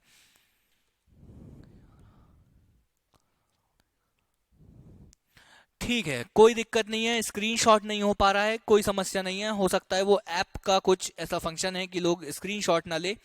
मैं आप लोगों को ये पूरी की पूरी जो पीपीटी है, ये पूरी की पूरी जो स्लाइड है, ये आप लोगों को मिल जाएगी। आप इस चीज से निश्चिंत रहिए, देखिए एग्जाम ओरिजिनल आप लोग या तो आप लोग अपना एक ग्रुप बना लीजिए, वहां पर मुझे ऐड कर लीजिए, तो वो मैं वहां आप लोगों को दे दूंगा, या फिर आप लोग मुझे बता दीजिएगा तो मैं वहां एक ग्रुप बना लूंगा, तो उसमें आप लोग ऐड हो जाइएगा। ठीक है, जैसा भी होगा आप मुझे बता दीजिएगा। अगर आप लोग ग्रुप बना लेते हैं तो उसमें मुझे ऐड कर लीजिएगा, अगर आप लोग ग्रुप नहीं बनाते हैं तो मुझे बताइएगा, मैं ग्रुप बना लूंगा और वहां पर ऐड करके मैं आप लोगों को दे दूंगा। क्योंकि एग्जाम ओरिजिनल का जो टेलीग्राम चैनल है उस पर बहुत ज्यादा रश रहता है, और जब एक बार डेटा डल जाता है तो ढूंढना बहुत मुश्किल होता है। ये चीजें मैं भी समझता हूँ, ठीक है, और बहुत सारा जो वर्क रहता है, हाँ बहुत सारा जो वर्क रहता है, और इस वजह से कभी कभी हम लोग भूल भी जाते हैं। तो अगर एक प्रॉपर अगर ऐसा ग्रुप बन जाएगा तो सब कुछ पॉसिबल हो जाएगा। ठीक है, सारी चीजें तो ये हो गया, ये सारी चीजें हो गई। इसके बाद क्या हुआ सर? इसके बाद अब देखो चुनाव हुआ तो आप लोगों ने भी देख लिया कि मुस्लिम लीग की स्थिति कैसी थी, क्योंकि कांग्रेस के 208 मेंबर आ चुके थे, मुस्लिम लीग के 73। कांग्रेस की जो स्थिति थी वो बहुत खराब। इस वजह से कांग्रेस ने जो मुस्लिम लीग की जो स्थिति थी वो बहुत खराब हो गई थी। इस वजह से मुस्लिम लीग ने क्या किया, मुस्लिम लीग ने संविधान सभा का बहिष्कार किया। मुस्लिम लीग ने कहा कि हमें संविधान सभा में बैठना ही नहीं है, हमें नहीं बैठना। साथ ही साथ 93 जो मेंबर थे, कहाँ के 93 मेंबर थे देसी रियासतों के, तो देसी रियासत के जो राजा रजवाड़ा थे उन्होंने भी संविधान सभा में अपना कोई मेंबर नहीं भेजा। क्यों क्यों नहीं भेजा? क्योंकि वो स्वतंत्र रहना चाहते थे। क्योंकि अगर संविधान सभा के मेंबर अगर वो बन जाते, इसका मतलब ये था कि वो भारत में शामिल हो रहे थे। उनकी स्वतंत्रता जो थी वो नष्ट हो जा रही थी, उन्हें राज्य करने का अधिकार नहीं मिलता। क्योंकि फिर अगर वो संविधान सभा में शामिल होते, इसका मतलब ये था कि उनका जो राज्य है, उनका जो देश, उनकी जो रियासत है, वो अब भारत के संविधान के अनुसार चलती, उसमें किसी भी प्रकार के राजा और रजवाड़ों की उपाधि का कोई मोल नहीं होता। ऐसी चीजें वहां के राजाओं को उस समय समझ आई और उन्होंने भी संविधान सभा में किसी भी प्रकार का अपना कोई प्रतिनिधि नहीं भेजा। ये चीजें, हाँ, ये चीजें, वही सारी चीजें लिखी है मैंने। ये चीजें हो गई। उसके बाद क्या हुआ, इसी बीच चुनाव के परिणामों के पश्चात क्या होता है, हाँ, ये हो गई। अब आप लोगों को अगर याद है तो मैंने बताया था कि कैबिनेट मिशन जो था, जो 3 सदस्यीय कैबिनेट मिशन था, उसने अपने 3 पॉइंट बताए थे कि क्या क्या चीजें होनी चाहिए। तो पहला उन्होंने बोला था कि पाकिस्तान की मांग को तो हम लोग अस्वीकार करते हैं। पहला पॉइंट था कि पाकिस्तान की मांग जो है मुस्लिम लीग की, उसको हम लोग अस्वीकार करते हैं। दूसरा पॉइंट क्या था? दूसरा पॉइंट ये था कि भारत के संविधान निर्माण के लिए एक संविधान सभा का गठन करना है। संविधान सभा का गठन हो गया, दूसरा पॉइंट ये हो गया। तीसरा पॉइंट था कि जब तक संविधान का निर्माण नहीं हो जाता तब तक के लिए एक अंतरिम सरकार का गठन करना है। अब देखो, अंतरिम सरकार का गठन करना है, फिर से वही दिक्कत कि चुनाव नहीं करवाया जा सकता। तो जो चुनाव संविधान सभा के मेंबरों के लिए हुआ था, संविधान सभा के मेंबरों के लिए चुनाव हुआ था कहां पर? प्रांतीय विधानसभाओं में। वहां से जो कैंडिडेट चुनकर आए, तो उन कैंडिडेट में जो भी पार्टी बहुमत में थी, तो उसको ही एक अंतरिम सरकार का गठन करना था। मतलब उसी पार्टी का किसी न किसी को प्रधानमंत्री बनना था, उसी पार्टी से किसी न किसी को वित्त मंत्री, फाइनेंस मिनिस्टर, ये सारी बनना था कुछ समय के लिए। कितने समय के लिए? जब तक इस देश का संविधान नहीं लागू हो जाता और जब तक इस देश के संविधान के अनुसार चुनाव नहीं हो जाता, तब तक के लिए एक अंतरिम सरकार का गठन करना था। और वैसा ही जवाहरलाल नेहरू जी ने अंतरिम सरकार का गठन किया। क्यों किया जवाहरलाल नेहरू जी ने? बताओ जरा। ठीक है, मैं बना लूंगा विद्या, कोई दिक्कत नहीं है। हाँ, आप लोग मुझे ये बताइए कि अंतरिम सरकार का गठन जवाहरलाल नेहरू जी ने ही क्यों किया? जल्दी से, बिल्कुल, आप लोगों के पास ना 30 सेकंड का समय है। आप लोग जल्दी से मुझे बताइए कि जवाहरलाल नेहरू जी ने ही अंतरिम सरकार का गठन क्यों किया?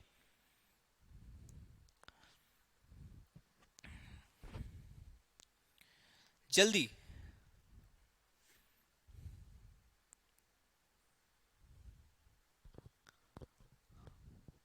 हाँ, ठीक है, मुझे लगता है आप लोगों को समझ में नहीं आ रहा मेरा पढ़ाया हुआ।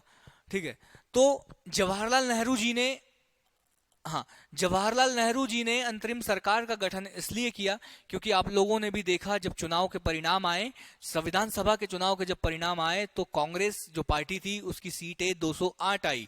और 208 सीटें मतलब 296 सीटों में से 208 सीटें आना, इसका मतलब है कि कांग्रेस बहुमत में थी। मतलब सरकार कांग्रेस की बननी थी, सरकार कांग्रेस की बननी थी। तो कांग्रेस की सरकार बननी थी, तो क्या हुआ? जवाहरलाल नेहरू जी की अध्यक्षता में उस कांग्रेस ने जवाहरलाल नेहरू जी को अध्यक्ष बनाया और इनकी अध्यक्षता में 2 सितंबर 1946 को अंतरिम सरकार का गठन कर लिया। अब क्या होगा? देखो, इस सरकार में शुरुआत में मुस्लिम लीग के नेता जो है वो शामिल नहीं हुए, लेकिन बाद में 5 जो मुस्लिम लीग के सदस्य थे उनको शामिल करते हुए वापस से अंतरिम सरकार का पुनर्गठन किया। मतलब 5 मुस्लिम लीग के भी 5 सदस्यों को मिलाते हुए, मुस्लिम लीग के भी 5 सदस्यों को मिलाते हुए एक अंतरिम सरकार का गठन किया। अब देखो, गठन जवाहरलाल नेहरू जी ने जरूर किया, गठन जवाहरलाल नेहरू जी ने जरूर किया सरकार का, लेकिन पहले ही कैबिनेट मिशन में यह बोला गया था कि अंतरिम सरकार का गठन होगा और जब सरकार का गठन होगा तो उसमें सभी समुदाय के लोग होंगे, भले ही वो बहुमत में हो या ना हो। मुस्लिम लीग के भी सदस्य होंगे, हर पार्टी के सदस्य होंगे। ठीक है, तो ये सारी चीजें वहां पर बोली गई थी। तो शुरू में तो मुस्लिम लीग शामिल नहीं हुआ, लेकिन अंत में 5 सदस्यों को मिलाकर क्या बनाया गया? हाँ, प्रवीण जी कह रहे हैं बहुमत, क्योंकि ज्यादा सीटें कांग्रेस के पास थी 208। प्रवीण बिल्कुल बिल्कुल सही बात है, समझ गए आप। ठीक है, तो अंतरिम सरकार का जब गठन हुआ तो अब सरकार बनानी थी, तो उस समय पर जो प्रधानमंत्री, इस देश का जो प्रधानमंत्री है, कार्यकारी परिषद का जो उपाध्यक्ष, ठीक है, या विदेश मामला या अंतर्राष्ट्रीय, ये सारी जो चीजें, ये प्रधानमंत्री आप लिख लीजिए, पीएम। और कौन कौन से जो वो मिले इनको, इनको एक विदेश मामला मिला, राष्ट्रमंडल के जितने भी मंत्रालय हैं वो इनको मिले, जवाहरलाल नेहरू ये। वल्लभ भाई पटेल को गृह विभाग मिला, सूचना एवं प्रसारण विभाग वल्लभ भाई पटेल जी को दिया गया। बलदेव सिंह को रक्षा मंत्रालय दिया गया। जॉन मथई जी का नाम आप लोगों ने सुना होगा, इनको उद्योग एवं आपूर्ति विभाग दिया गया। ठीक है, फिर सी राजगोपालाचारी जी को शिक्षा मंत्री बनाया गया। बाद में सी एच भाभा जी को कार्य, खान एवं बंदरगाह मंत्रालय दिया गया। ये सारी चीजें देखो, ये पूछा जाता है कि बताइए अंतरिम सरकार में गृह विभाग या गृह मंत्रालय किसके पास था, अंतरिम सरकार में जो उद्योग मंत्रालय था वो किसके पास था, अंतरिम सरकार में रक्षा मंत्रालय था वो किसके पास था। ये सारे क्वेश्चंस पूछे जाते हैं, इसलिए वो यहाँ है। ऐसे क्वेश्चन पूछते हैं आपसे। फिर पूछा जाएगा कि बताइए खाद्य एवं कृषि जो मंत्रालय था, खाद्य एवं कृषि मंत्रालय जो था वो राजेंद्र प्रसाद जी के पास था। आसफ अली के पास था रेलवे मंत्रालय। जगजीवन राम जी के पास था श्रम मंत्रालय। लियाकत अली खान, ये मुस्लिम लीग के सदस्य थे, इनके पास था वित्त मंत्रालय। इतना बड़ा मंत्रालय लियाकत अली खान जी को दे दिया था। आई चुंदीरगर, इनके पास था वाणिज्य मंत्रालय। अब्दुल रब, इनके पास था संचार मंत्रालय। जोगेंद्र नाथ मंडल विधि मंत्रालय और गजनफर अली खान स्वास्थ्य मंत्रालय। ये सभी मंत्रालय जो है वो, इन सभी मंत्रालयों को मिलाकर एक अंतरिम सरकार का गठन कर दिया गया था। अंतरिम सरकार का गठन कर दिया गया था। ठीक है, तो ये चीजें क्लियर है आप लोगों को कि अंतरिम सरकार में प्रधानमंत्री कौन थे। अंतरिम सरकार में प्रधानमंत्री जवाहरलाल नेहरू, ठीक है, होम मिनिस्टर वल्लभ भाई पटेल, और ये सभी मंत्रालय आप लोगों को याद ही करना है। ये सारी चीजें आप लोगों को याद ही करना है। एग्जाम ओरिजिनल्स के बुकलेट में भी ये सारी चीजें आप लोगों को मिल जाएगी, किसी प्रकार की कोई समस्या नहीं है। मैं आप लोगों को ये पीडीएफ दे ही दूंगा, मैं आप लोगों को ये जो स्लाइड है ये आप लोगों को प्रोवाइड कर दूंगा। किसी प्रकार की कोई समस्या आप लोगों को नहीं आएगी तैयारी में, इस चीज की गारंटी है। ठीक है, तो ये सारी चीजें क्लियर। ओके, अब हम लोगों को देखना है, देखो ये जो है ना वो आज का हम लोगों का लास्ट टॉपिक है कि संविधान सभा की हम लोगों को थोड़ी सी बैठक देखना है, फिर संविधान सभा का निर्माण जो है हम लोग स्टार्ट कर देंगे। संविधान सभा का निर्माण जो है हम लोग स्टार्ट कर देंगे। तो ऐसी जो बैठक है ना, संविधान सभा की जो बैठक है, अब देखो पहली बैठक बहुत ज्यादा इंपॉर्टेंट, बहुत ज्यादा इंपॉर्टेंट, इतनी ज्यादा इंपॉर्टेंट कि मैं आपको बता नहीं सकता। आप चाहो ना तो आप लोगों को अगर किसी का नाम अच्छा लगता है तो आप उसका नाम जरूर लिख देना यहाँ पे, कम से कम उसके नाम के भरोसे आप ये सारी चीजें देखोगे जरूर एक बार। ठीक है, तो क्या होगा, पहली बैठक कब हुई, तो 9 दिसंबर 1946।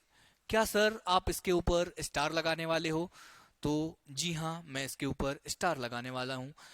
तो सर आप कितने स्टार लगाने वाले हो, ये तो मुझे भी नहीं पता कि मैं कितने स्टार लगाने वाला हूं, क्योंकि ये जो डेट है ना ये बहुत ज्यादा इंपॉर्टेंट है, ये बहुत ज्यादा इंपॉर्टेंट है।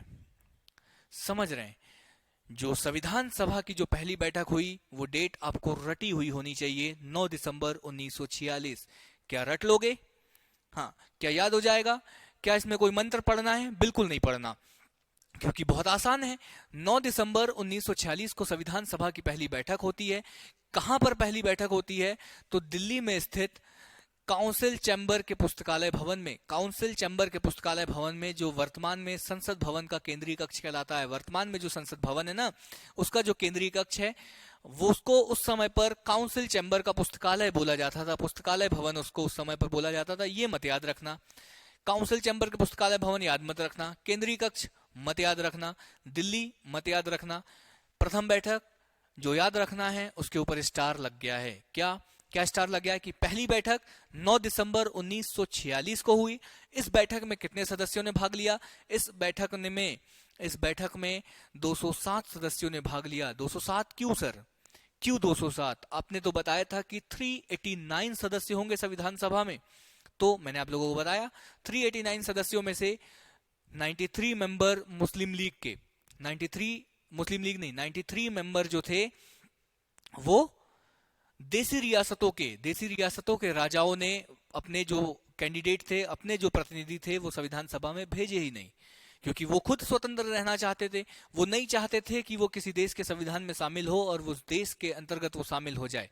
ठीक है, तो देसी रियासतों ने अपने प्रतिनिधि भेजे ही नहीं, तो 93 मेंबर वो कम हो गए। प्लस मुस्लिम लीग ने क्या कहा? मुस्लिम लीग, आप लोगों को पता है मुस्लिम लीग क्या? मुस्लिम लीग पाकिस्तान की मांग को उठाते हुए संविधान सभा में शामिल ही नहीं हुआ। मुस्लिम लीग ने कहा कि नहीं, हमें तो अपना एक अलग देश चाहिए, इस वजह से हमारे भी 73 मेंबर शामिल नहीं होंगे। ठीक है, तो आप ये जोड़ लीजिएगा 93, 73, 93, जो कुछ बचेंगे तो हो सकता है कि पहली बैठक में कुछ बीमार हो गए होंगे, ऐसा आप थोड़ा अंदाजा लगा लेना। ठीक है, तो जो क्वेश्चन बनेगा ना, जो क्वेश्चन बनेगा वो ये कि पहली बैठक में कितने मेंबर शामिल हुए थे, पहली बैठक में कितने मेंबर शामिल हुए थे, ये क्वेश्चन बनेगा। ये नहीं बनेगा कि कितने नहीं आए थे। जो क्वेश्चन बनेगा वो ये, क्यों नहीं आए थे, उसका कारण मैंने आपको बताया कि 93 मेंबर तो देसी रियासत के नहीं आए और 73 जो थे वो मुस्लिम लीग के नहीं आए। बाकी अगर कुछ बच जाता है तो वो आप लोग देख लेना कि बीमार हो गए होंगे या किसी से मिलने चले गए होंगे। भाई साहब, रिश्ता भी तो कुछ होता है। ठीक है, तो ये सारी चीजें हो गई होगी। तो ये चीजें थी। कितने मेंबर आए, कब हुई बैठक? 9 दिसंबर 1946। कितने मेंबर आए? तो 207 मेंबर। अब जो इंपॉर्टेंट चीजें थी वो ये कि इस दिन मतलब का मतलब क्या भाई? इस दिन का मतलब पहली बैठक वाले दिन। कौन सी डेट? 9 दिसंबर 1946। 1946 अब पहले दिन थे। तो इस सभा का अध्यक्ष, इस सभा का स्पीकर चुनना होता है। हमेशा कोई भी सभा बैठती है तो एक व्यक्ति जो है वो सामने बैठता है, बाकी सारे लोग अपने अपने मत उसके सामने प्रस्तुत करते हैं। ठीक है, तो इसको बोलते हैं अध्यक्ष। तो पहले दिन तो कोई अध्यक्ष नहीं था, तो जैसे कि एक परंपरा है कि उस सभा में सबसे वरिष्ठ व्यक्ति, उस सभा में सबसे उम्रदराज जो व्यक्ति होता है, उसको पहले दिन अध्यक्ष बना दिया जाता। तो उस दिन 9 दिसंबर 1946 को संविधान सभा के सबसे वरिष्ठ सदस्य सच्चिदानंद सिन्हा, इनका नाम फिर लगा रहे हो क्या सर स्टार? तो हाँ, स्टार लगा दूंगा। ये पब्लिकली मैं किसी का नाम नहीं लिख सकता, वरना मैं भी किसी का नाम लिख ही देता यहाँ, आप समझ रहे हो। लेकिन आप अपनी कॉपी में प्राइवेटली जो नाम आप लोगों को पसंद है, जिसका नाम सुनते ही आपके चेहरे पे मुस्कान आती है और उस नाम को बार बार देखने का मन करता है, तो उसका नाम आप यहाँ लिख सकते हो, क्योंकि उसके नाम के साथ साथ आप सच्चिदानंद जी का नाम बार बार देखोगे। क्यों? क्योंकि एग्जाम के लिए, एग्जाम के दृष्टिकोण से इंपॉर्टेंट है कि पहले दिन संविधान सभा के सबसे वरिष्ठ सदस्य सच्चिदानंद सिन्हा जी को अध्यक्ष बनाया गया। और कैसा अध्यक्ष बनाया गया? अस्थाई मतलब एक बैठक के लिए या 2 बैठकों के लिए अस्थाई अध्यक्ष बनाया गया। और साथ ही साथ उपाध्यक्ष, तो उपाध्यक्ष किसको बनाया गया? एचसी मुखर्जी जी को, कि जब अध्यक्ष नहीं होगा तो एचसी मुखर्जी जी अध्यक्षता करेंगे। और टीटी कृष्णमाचारी जी को, टीटी है ये, है ना, वीटी नहीं, टीटी कृष्णमाचारी जी को उपाध्यक्ष, 2 लोगों को उपाध्यक्ष बनाया गया। नहीं, ऐसा नहीं भाई साहब, निर्दलियों को भी बुलाया गया था, सब लोग आए थे। आप थोड़ा कैलकुलेशन करना और मुझे बताना कि 73 मुस्लिम लीग और 93 देसी रियासतों के अलावा भी कितने लोग अब्सेंट थे। ठीक है, हो सकता है यार, इतने सारे लोगों में किसी की तबीयत खराब है, कोई नहीं आ सकता, सारी चीजें। ठीक है, तो क्या ये चीजें क्लियर है?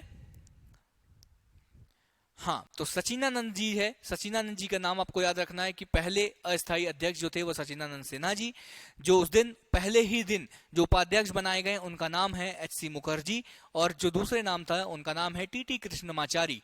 ये नाम आप लोगों को रटे हुए होने चाहिए। मतलब अभी देखो, अभी तो मैं आप लोगों को कुछ पढ़ा नहीं रहा हूं, अगले बार, हाँ अगली बार जो है ना, अगली बार आप लोगों से, हाँ अगली बार जो है ना, अगली बार आप लोगों से सीधे सीधे मैं क्वेश्चन पूछूंगा और आप लोगों को आंसर बनना चाहिए।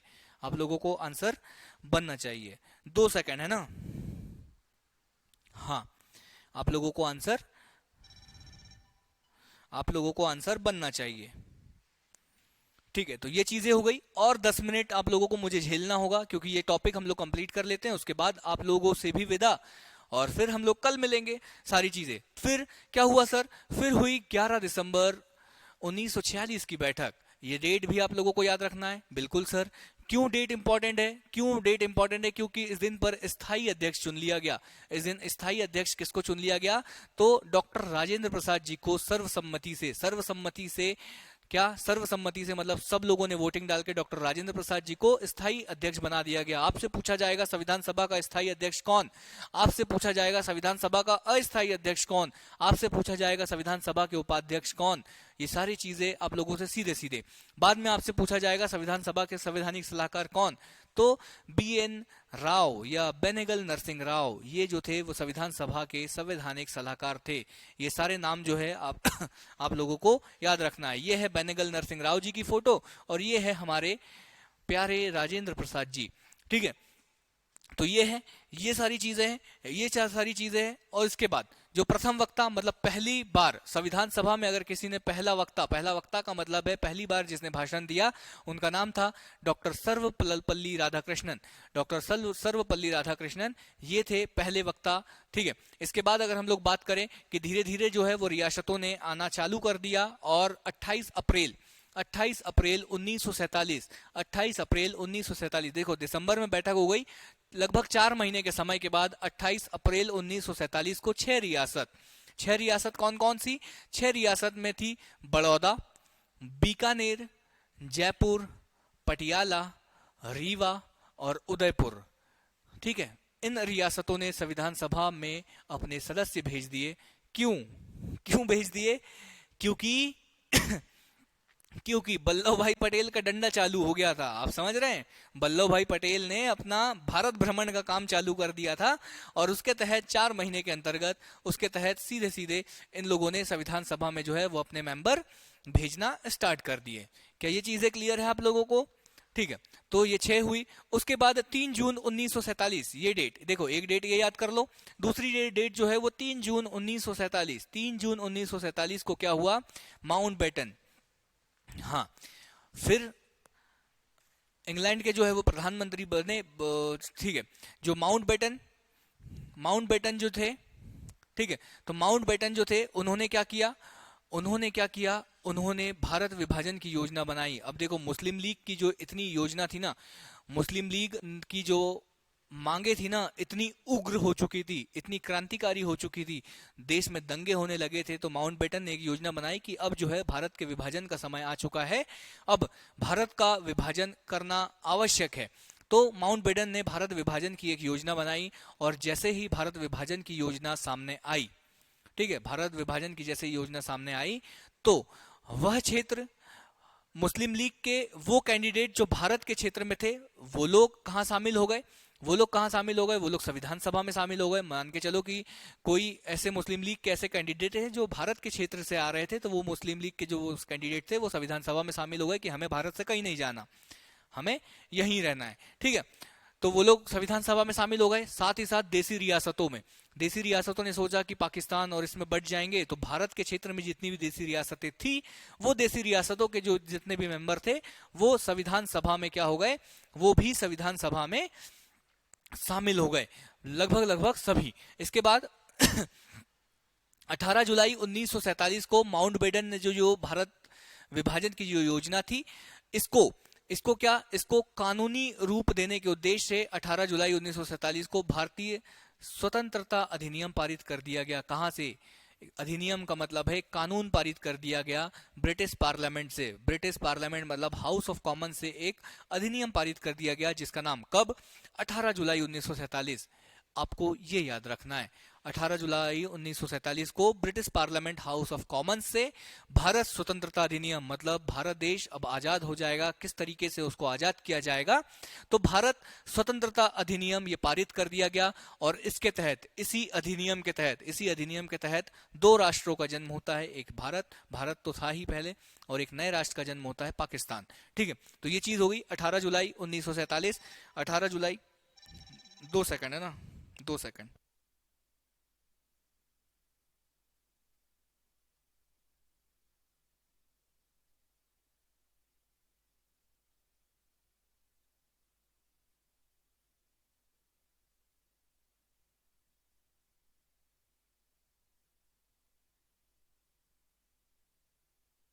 ठीक है,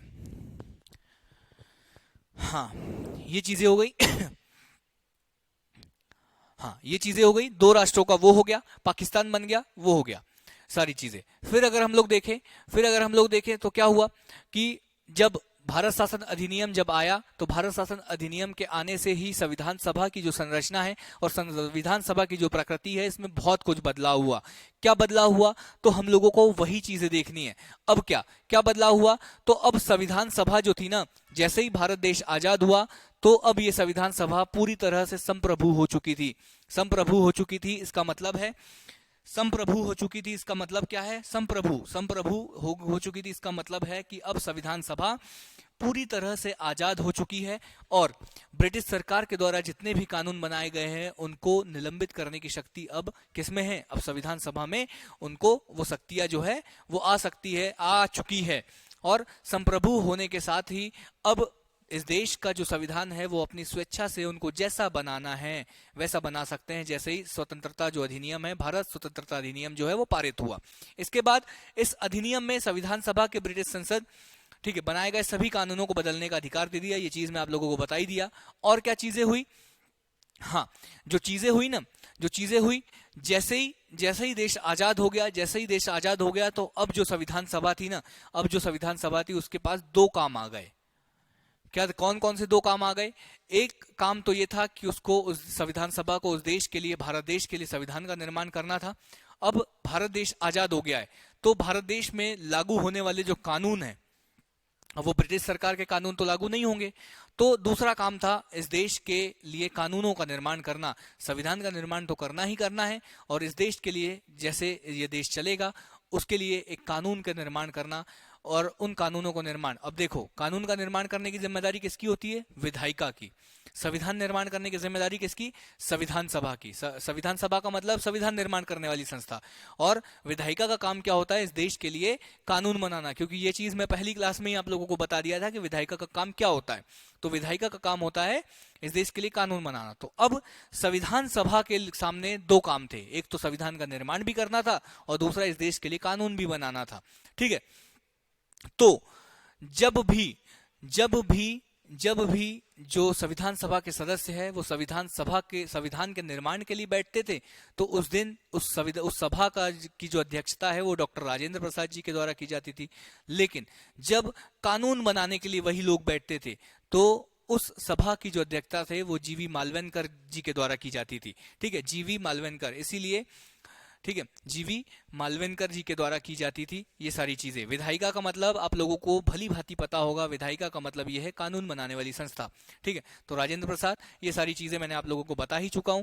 और कुछ चीजें, हाँ, ये सारी चीजें आप लोगों को बता ही चुका हूं। दो काम कौन कौन से मिले, पहले स्वतंत्र भारत के लिए संविधान बनाना, और देश के लिए कानून बनाने का काम संविधान सभा के ऊपर आ गया। तो संसद के रूप में भी काम करेगी और विधायिका के रूप में भी काम करेगी। ये सारी चीजें हो गई।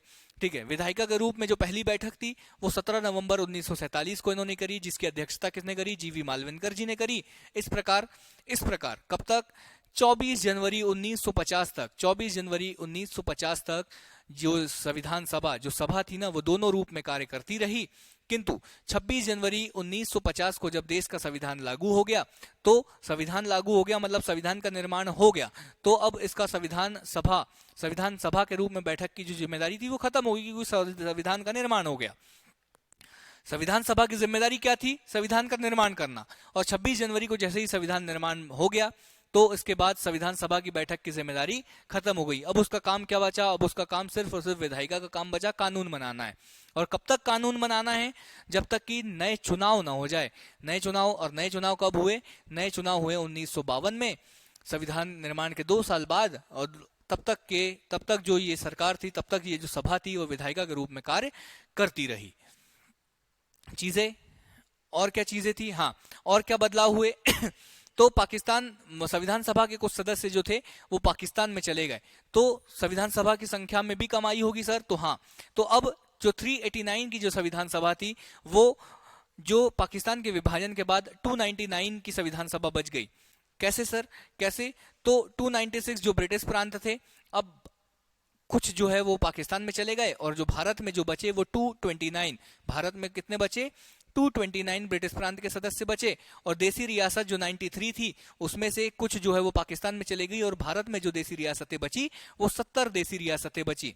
ठीक है, इन सब को मिलाकर 299 जो है संविधान सभा के सदस्य हो चुके हैं। हाँ, ये हम लोगों का आज का जो टॉपिक है वो कंप्लीट हुआ।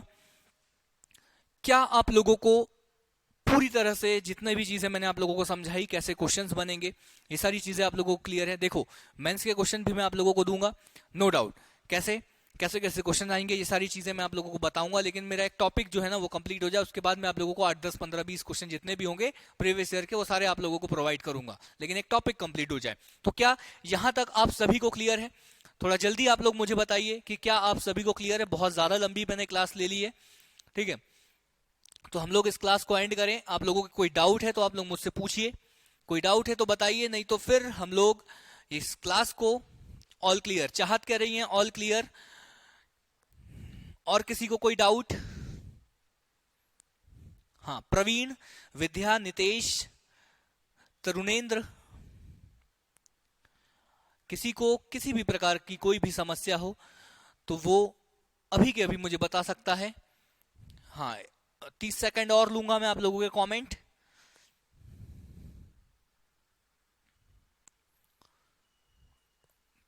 ठीक है, मुझे लगता है किसी को कोई प्रॉब्लम है ही नहीं, है ना? ग्रुप मैं खुद बना लूंगा या मैं आप लोगों को टेलीग्राम चैनल बता दूंगा, आप लोग उससे ऐड हो जाइएगा। ठीक है, no doubt. Okay okay okay okay okay, चलिए, तो ठीक है। बहुत अच्छा लगा आप सभी से मिलकर, आप सभी को पढ़ाकर बहुत अच्छा लगा। आप लोगों से यूं ही मुलाकातें हम लोगों की चलती रहेगी, आप लोगों से इसी तरह हम लोग मिलते रहेंगे इसी समय पर और इसी प्लेटफॉर्म पर, एग्जाम ओरिजिनल्स के इसी ऑनलाइन प्लेटफॉर्म पर। ऑफलाइन भी आप लोग मिल सकते हैं, लेकिन मुझे पता है आप लोग सभी अलग अलग जगह से हैं, तो ऑफलाइन हम लोग अभी नहीं मिल सकते, लेकिन कभी मुलाकात करेंगे।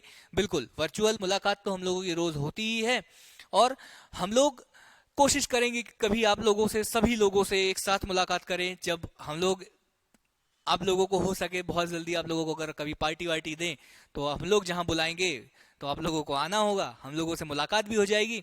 तो सीधे सीधे, ठीक है, तो फिर से हम लोग कल फिर से आपकी और मेरी फिर से मुलाकात होगी, पहले एमपीजीके की क्लास में और उसके बाद जो है वो पॉलिटी की क्लास में। आपसे यूं ही मैं मिलता रहूंगा। तब तक के लिए मैं तारेंद्र बेले आप सभी लोगों से विदा लेता हूं। बहुत बहुत धन्यवाद। ऐसे ही पढ़ते रहिए, बहुत मेहनत करते रहिए, सदा मुस्कुराते रहिए और खुश रहिए, ठीक है? Thank you.